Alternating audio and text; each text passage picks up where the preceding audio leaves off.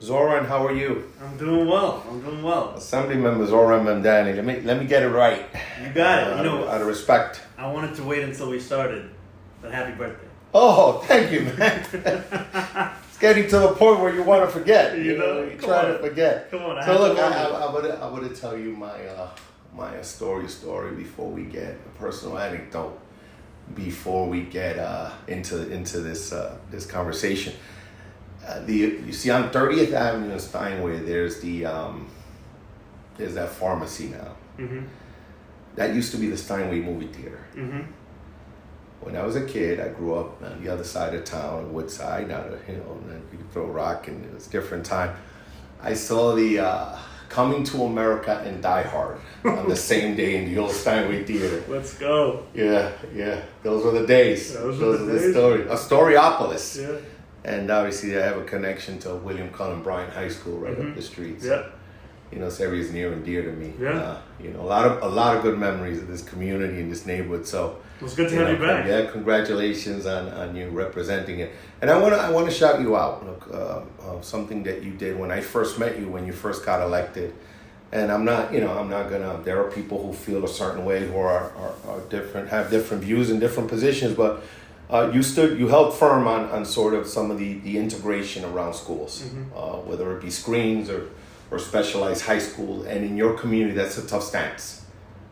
So I commend you for that, meaning you were willing to take a position that may have been sort of an upstream position, so I commend you for that. But look, we're not here for that. We're here to talk about your candidacy, your run for mayor. Start with the top 3 things you would do on day one if you're elected mayor of New York City. The first thing is I would go about fulfilling my pledge. The number one pledge that I've made so far is to freeze the rent for every rent-stabilized tenant for every year of the mayoralty. So, as you know, the rents for the rent-stabilized units are set by a rent guidelines board, of which every appointee is put in there by the mayor. So I would go about assembling that team and making sure that we have a guidelines board that is making decisions that reflect reality. What we're seeing is that salaries of rent-stabilized unit tenants are not catching up with the rents as they've been raised by this mayor, 9% and counting. So that's the first thing I would do, is following through on that. The second thing I would do is start putting together my agenda for Albany. I say that because as somebody who serves in Albany, I've seen many years how this mayor has not been as much of a factor as he should be when it comes to pursuing the agenda that stands up for New York City working people. Sometimes we are getting outreach from the mayor when the budget process is already well underway. And you know that if you want something to succeed in Albany, you need to do the legwork. And 2 of the 3 things that I've been talking about, making buses free, making universal childcare a reality, that requires Albany's intervention and partnership with the city. And so I would make sure to be reaching out to legislative leaders, to the governor, to other legislators to make sure that they understand what we are fighting for on behalf of New York City. Zohran, an issue that, I would be remiss if I didn't ask you, what do you say, because this is a tough business, this is a contact sport, right? Mm-hmm. What do you say to people that say Zohran Mamdani is anti-Israel? I would say that I'm pro-human rights, and that what my stance is that I believe that the ideas of freedom, of liberty, of justice, of safety, they apply to all people. But when it comes to applying those ideas to Palestinians, you're caricatured as being against someone else or another people or even another faith sometimes is how it's described. When in reality, I just believe that we can't draw a line in the sand and say one person's life is worth valuing and another is worth throwing away. I believe that there has to be an equality that is applied across the board. And I think that most New Yorkers agree with that. So around policing, and the reason I mentioned policing is that there's that the left or the socialist or sort of no police, that we live in this pie in the sky world where there aren't bad people, aren't criminals or people. What's your posture? How would you change, and what would you do with the police department? What's your vision for policing in New York City? So the first part of that vision is to end the impunity that we've seen run rampant under Mayor Adams. That's what we've seen as one of the descriptions of his mayorality, and also how he's come to run the police department, or how oftentimes it feels like the police department is running him. And what I would do as the mayor is, first, I would eliminate the near $1 billion in overtime that we see on an annual basis from the NYPD. I would cancel Mayor Adams' proposal to build a $225 million cop city in Queens. And I would disband the strategic response group, which is a unit of the NYPD that is dispatched to protests and has been found time and time again to violate New Yorkers' civil rights on a regular basis. So those are three of the things that I would do off the bat. I would also characterize all of this as being part of a plan that is serious about safety and believes in accountability for everyone. I know Andrew Cuomo doesn't believe in that when it comes to himself, but I think it's important to say that that's the vision for New York City. What that would mean is also creating a new department of community safety that would supplement the work that the police does to pioneer mental health and homelessness outreach that we've seen proven to be effective in other cities across the country, and yet we have yet to pursue that here. And I think it's time that we actually treat these crises for what they are and invest in models that have been shown to be successful. What do you say to the average New Yorker, and you see it here, I see it in my neighborhood, that you go to your local Rite Aid or CVS and the deodorant is under lock and key. And they feel that, again, their interpretation of crime is out of control, or things like that, or low-level offenses, where in some cases people say, hey, our hands are tied, right? There was a whole big thing around bail and how people felt in some cases that was the problem.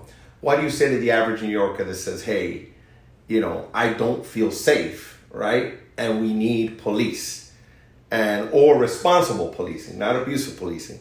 And, that's a sort of example of, I remember once upon a time hearing how bids were having issues with their retail stores and retail employees because, again, low-level offenses, shoplifting, petty crime, or people saying there's not much we can do about that. What do you say to that New Yorker? I think the first thing I do is I listen to them, because I think too often when we hear something that we think is not borne out in statistics or a bar graph, we try and disprove that feeling. And the first thing New Yorkers want from a politician, from a leader, is someone who hears them and what they're actually going through. The second thing I would talk about is that it's unacceptable that when you go into a CVS that you have to click that button, you have to wait and wait and wait, and we have to talk about how do we actually resolve this. One of the things that I've seen that's most interesting is this idea of staffing requirements when it comes to these kinds of pharmacies, where what we've seen is a lot of these pharmacies use this perception as an excuse to pare down their staffing more and more and more, such that they do not even have to pay anywhere near the amount they used to for employees working there. I think it's important that we make sure that every single New Yorker feels the quality of life that they deserve, and we have to embark on that through corporate policies and also by making sure they do feel safe. And that's why this administration that I will be running is going to be serious about safety. It is going to pioneer new methods while continuing the ones that people associate with providing that very safety. Zohran, I want you to say one word about each and every person running for mayor before you go. Senator Ramos. Respect. Brad Lander. Respect. Scott Stringer. Respect. Someone potentially running, Andrew Cuomo. Disgrace. Michael Blake. Respect. And who am I missing? Eric Adams. Mayor Adams. Betrayal. Why? Because Mayor Adams ran a campaign where he promised to uplift working class New Yorkers. He made pledge after pledge after pledge that he has since broken. He told these New Yorkers he would represent them, he would propose things in mind with them at the forefront. And yet what we found is he's raised the rent 9%, he's raised water bills to the highest amount in 13 years, he supported Con Ed when they wanted to raise our gas and electric by $70 a month, he's refused to do anything about an inequitable property tax system, and instead he's done all of these things while proclaiming himself as real estate. Name 3 things he's done right. You have to find, there has to be 3 things. Okay, first thing, I appreciated when he went to an India Day parade and he talked about Pakistan, talked about the brotherhood between the two countries. I don't think he meant to do that, but I do appreciate there's that sense of one people. Second thing, I actually like the subway hat, I gotta be honest. I like the Yankees and the Mets hat from an aesthetic purpose. I didn't like it politically, you have to pick a side, but aesthetically I enjoyed it. The third thing is I do think what he's done in terms of sanitation, that those are steps towards the right direction. Those are 3 things that I've enjoyed. Best day on the campaign. Best day on the campaign. I think the best day is yet to come. We've had a lot of good days so far. The first day was a great day. We wanted to raise $50K. We raised $139,000 from more than 1,000 people across the board. But I do think the best day is still to come. Worst day. Worst day. I don't think we've had that bad of a day, but I think the tougher parts of the days are when you have to tell the people you love that you can't see them or that you're busy because you are trying to do this. Zohran, I know you have other things to tend to, so thank you for being here, and we're going to wrap this up. because I promised I'd get you in and out of here. I really appreciate it. Thank you so much. Thank you for pioneering this kind of work, and thank you for coming back to it. All the best, my friend. Best of luck to you.